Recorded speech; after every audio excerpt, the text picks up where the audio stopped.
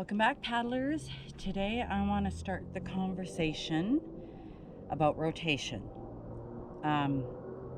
So this is a video for Dragonboat paddlers who cross-train in their OC, and they are learning about rotation, but in an outrigger, it's very easy to see our own rotation because there's nobody we're following, there's nobody we're watching, and it's us in the boat. So today I want to give you a very exaggerated way to practice your rotation, so that when you get to the dragon boat, I always say, if during your whole training session of an hour on the dragon boat, if you get 20 good strokes, it's better than 5.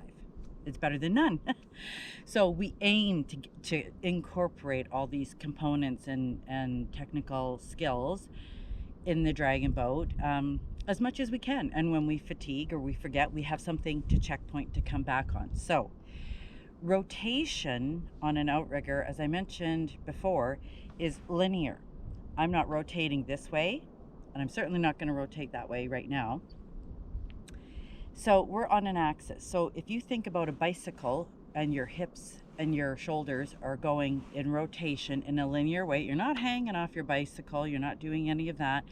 That's what we want to train, that type of rotation, which starts at the bottom in our hamstrings and our glutes and moves up to our shoulders and our torso. But before we get to that part, I really want to talk about how to exaggerate the lower body so that we can start feeling it from the glutes and the hips. Now, it's easy to say bend your knees like a bicycle, and I can actually do that without too much.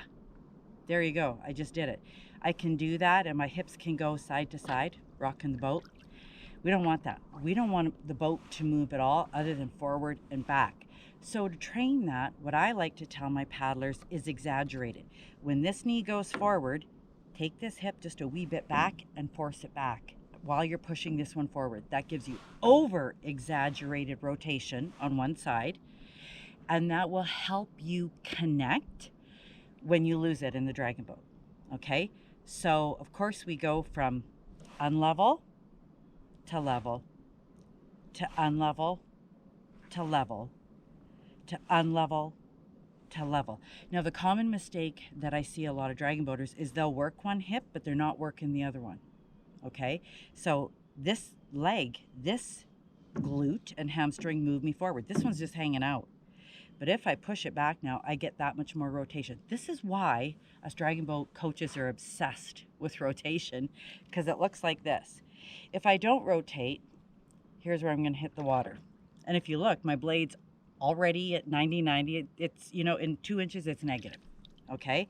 If I rotate this hip and then push that hip forward, I've gained about 6 inches in my stroke. I got a nice angle, and I can get, that much more of a catch. I can get my catch and get that much more of my stroke just by adjusting the body from going from straight to unlevel and then pushing back. I get a little bit more. So in this drill, I really want you to over exaggerate this hip going back. And there's a reason for that, because when this hip is back, it actually gets to drive through the stroke. If it's just hanging out there and doing nothing, it's got no power. So why not use both hips, right? So give that a whirl. I want to remind you guys, when you're doing these drills, don't get too obsessed about your catch or your full form in your technique. When you're learning something new in a body part, just work that body part and have a good time with it, okay? So this is what it looks like. Here we go. Over-exaggerated. Over-exaggerated.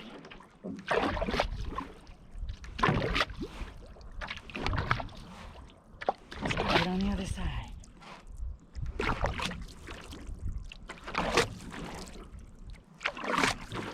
So take a few strokes, really feeling it, really pushing with that heel and driving with the other hip. All lower body. Arms and shoulders are coming along for the ride.